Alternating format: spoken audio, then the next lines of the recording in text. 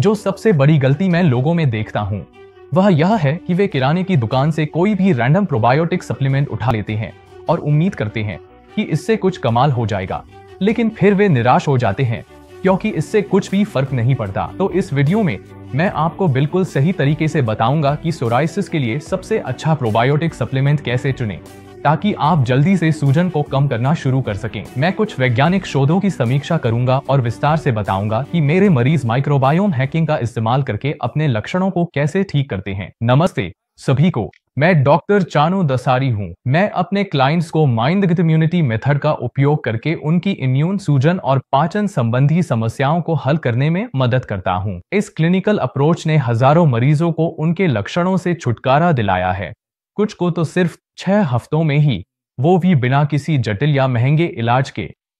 यह सामग्री जिसे आप अभी देखने वाले हैं मेरी माइंड इम्यूनिटी अकादमी से ली गई है, जहां आप जैसे लोग हमेशा के लिए अपने सोराइसिस के लक्षणों को हराना सीखते हैं। अब मैं आपको छोटा वीडियो दिखाऊंगा जब सूजन हो तो अच्छा प्रोबायोटिक क्या चुनें। मैं आपको बताऊंगा कि लेबल पर क्या देखना है, पैसे कैसे बचाने हैं, क्या असरदार है और किन चीजों से बचना है।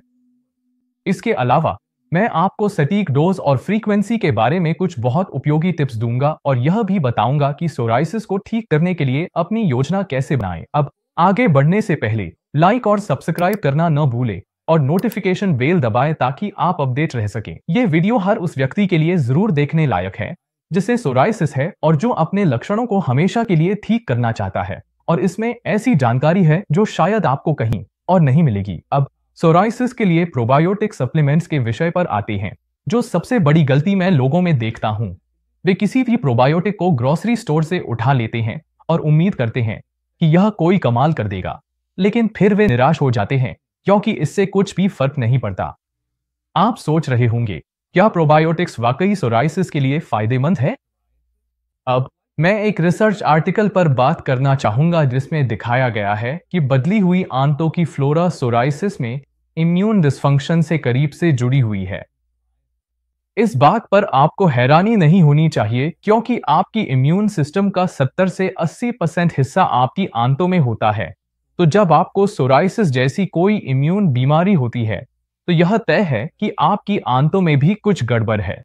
तो इससे पहले कि हम आगे बढ़े, अगर आप वाकई सोराइसिस के लिए सही प्रोबायोटिक्स ढूंढने और जल्दी नतीजे पाने के लिए गंभीर हैं, तो मेरी सप्लीमेंट्स गाइड जरूर लें, जिसमें मैं आपको उन खास ब्रांड्स के बारे में बताता हूं जिन्होंने मेरे क्लाइंट्स को 6 हफ्तों के भीतर सोराइसिस में सेहत हासिल करने में मदद की है। आप इसे वीडियो के नीचे दिए गए लिंक से प्राप्त कर सकते हैं और मुझे पता है कि यह आपके लिए बहुत मददगार साबित होगा। यह लिंक आपको एक ऐसे पेज पर ले जाएगा जहां आप अपनी ईमेल डालकर सोराइसिस को उलटने के लिए एक फ्री ट्रेनिंग प्राप्त कर सकते हैं। इसमें आपको जानने के लिए सब कुछ मिलेगा, जिसमें एक फ्री सप्लीमेंट गाइड भी शामिल है जिसमें खास प्रोबायोटिक सिफारिशें हैं और ढेरों मददगार केस स्टडीज हैं उन लोगों की जो आपकी तरह अपनी बीमारी को हमेशा के लिए ठीक कर चुके हैं और अब स्वस्थ हैं। इसके साथ आपको एक पूरा एक्शन प्लान मिलेगा जिससे आप यह सब कुछ खुद अपने घर पर कर सकते हैं। तो बस पेज के ऊपर अपनी ईमेल डालें और शुरू करें। तो इसे जरूर देखें। अब यह वीडियो देखें जिसमें सोराइसिस के लिए प्रोबायोटिक्स की अवधारणा समझाई गई है। माने या ना माने, अगर हम अपने शरीर के सभी जीन का कुल योग लें तो उनमें से केवल 1% ही असल में मानव है। बाकी 99% बैक्टीरिया और अन्य सूक्ष्म जीवों से आते हैं जो ज्यादातर हमारी आंतों और श्वास नलियों में रहते हैं। जो लोग अपनी समस्याओं के लिए जेनेटिक्स को दोष देते हैं, हो सकता है आपकी जेनेटिक्स उतनी खराब न हो। आपकी जेनेटिक्स बिल्कुल ठीक हो सकती है। हो सकता है आपके शरीर में सिर्फ बैक्टीरिया का असंतुलन हो और वही समस्या का कारण बन रहा हो। फिर से यह एक और बात है जिसके बारे में ज्यादातर डॉक्टर बात नहीं करते। यहां अच्छे बुरे बैक्टीरिया का अनुपात बदलता रहता है। तो चलिए मैं आपको कुछ उदाहरण देता हूं। हमने यह डिप्रेशन में देखा है, हमने यह मोटापे में भी देखा है, हमने यह IBS इरिटेबल बाउल सिंड्रोम में भी देखा है, हमने यह इन्फ्लेमेटरी बाउल डिजीज, अन्य ऑटोइम्यून बीमारियों जैसे lupus, rheumatoid, MS, psoriasis, eczema, पुरानी एलर्जी में देखा है। इनमें से हर स्थिति में खराब बैक्टीरिया की बड़ी भूमिका होती है, इसलिए आपको उन्हें हटाकर अच्छे बैक्टीरिया लाने होंगे। चीन से एक प्रसिद्ध अध्ययन है जिसमें दिखाया गया है कि अगर आप एक डिप्रेशन से ग्रस्त व्यक्ति का स्टूल सैंपल लेकर उसे एक चूहे को देते हैं तो वह चूहा जो पहले सामाजिक, खुश और संतुलित था, वह बंद, चिंतित और डिप्रेस्ड हो जाता है। यहां एक और अध्ययन है जिसमें एक मां और उसकी बेटी को देखा गया। मां एक मैराथन धाविका थी, पतली, चुस्त और फिट। उन्हें स्टूल ट्रांसप्लांट की जरूरत थी और उनकी बेटी ने सैंपल दान किया। उनकी बेटी 30 से 40 पाउंड अधिक वजन की थी और ज्यादा फिट नहीं थी। अगले 3 महीनों के दौरान मैराथन धाविका मां ने अपनी अधिक वजन वाली बेटी से बैक्टीरिया प्राप्त करने के बाद 40 पाउंड वजन बढ़ा लिया। यह वाकई में बहुत प्रभावशाली बात है। वैसे हार्वर्ड में अब वे वजन घटाने और यहां तक कि डिप्रेशन के लिए भी स्टूल ट्रांसप्लांट का इस्तेमाल कर रही हैं। इसी तरह कैलिफोर्निया विश्वविद्यालय की कई स्टडीज से पता चलता है कि अगर आप किसी सूजन संबंधी बीमारी के मरीज का स्टूल सैंपल ले तो फीकल माइक्रोबायोटा ट्रांसप्लांट के जरिए वही बीमारी उत्पन्न की जा सकती है। यह सूजन बीमारियों पर लागू होती है, जैसे lupus, IBS, Crohn, colitis, rheumatoid, multiple sclerosis, eczema, psoriasis, fatty liver, allergy. तो अब हम उस हिस्से पर आते हैं जो प्रोबायोटिक कॉन्सेप्ट्स या माइक्रोबायोम हैकिंग के नाम से जाना जाता है। आगे बढ़ने से पहले मैं प्रोबायोटिक्स की गलतफहमियां दूर करना चाहता हूं।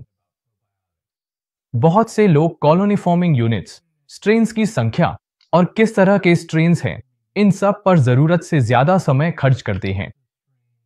कुछ लोग तो रेफ्रिजरेटेड वर्जन खरीदने और मिट्टी आधारित स्पोर फॉर्म्स के बीच भी चर्चा करते हैं। कुछ कंपनियां आपके स्टूल का सैंपल लेकर विश्लेषण करती हैं और कस्टम डिजाइन की गई ब्लेंड्स भेजती हैं।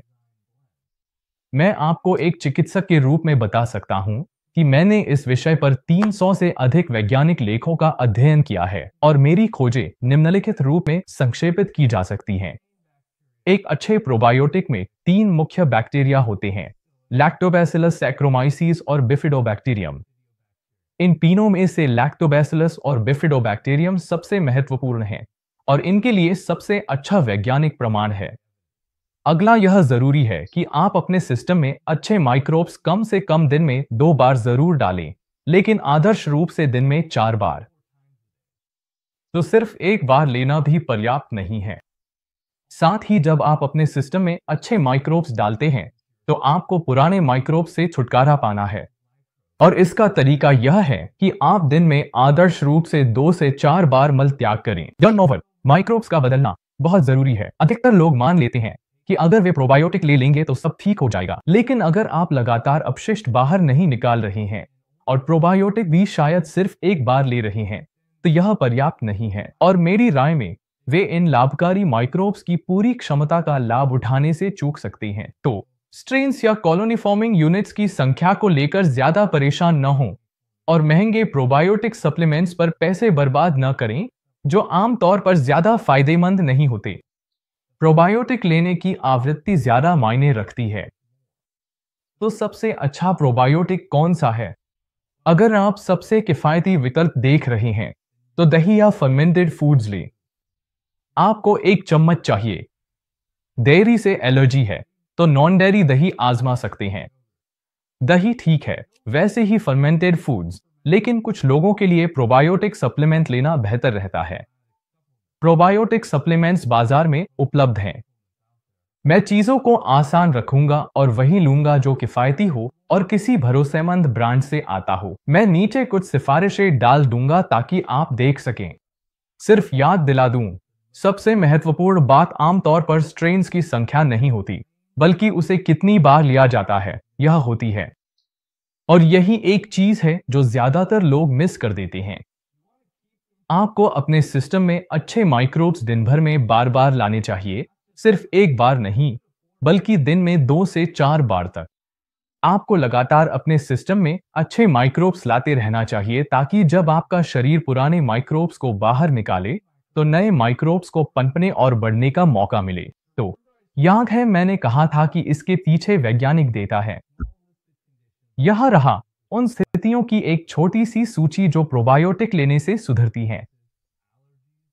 Eczema, psoriasis, allergy, UTI, IBS, inflammatory bowel disease जैसे क्रोहन और colitis, small intestinal bacterial overgrowth, Candida, GRD, viral बीमारियां, जिनमें फ्लू और कोविड शामिल हैं, fatty liver, autism, multiple sclerosis, lupus, rheumatoid arthritis. अगर आप सूजन की समस्या का हल ढूंढ रहे हैं तो प्रोबायोटिक्स मददगार हो सकते हैं। ठीक है, इस सेक्शन को खत्म करने से पहले मुझे दही के बारे में कुछ बातें कहनी है। अगर आप वेगन हैं तो जाहिर है कि यह आपके लिए नहीं है, और अगर आपको डेयरी से एलर्जी है और आप इसे सहन नहीं कर सकते तो ठीक है। लेकिन अगर आपकी समस्या सिर्फ लैक्टोज इंटॉलरेंस या डेयरी से डर है तो मेरी बात सुनिए। दही में लैक्टोज की मात्रा दूध से कम होती है। दही में ऐसे बैक्टीरिया होते हैं जो लैक्टोज को तोड़ने में मदद करते हैं। फैट फ्री दही बढ़िया है, लेकिन ध्यान रखें कि उसमें कोई थिकनर या स्वीटनर न हो। अगर आपको फुल फैट दही पसंद है तो घास पर पाले गए जानवरों का दूध सबसे अच्छा विकल्प है। दही में अब भी केसिन मिल्क प्रोटीन होता है जो कुछ लोगों में एलर्जी का कारण बन सकता है। इससे बचने के लिए आप खास तरह की दो गाय के दूध की दही लें या बकरी के दूध की दही इस्तेमाल करें। तो अगर आप डेयरी दही आजमाना चाहते हैं तो इन 4 बातों का ध्यान रखें।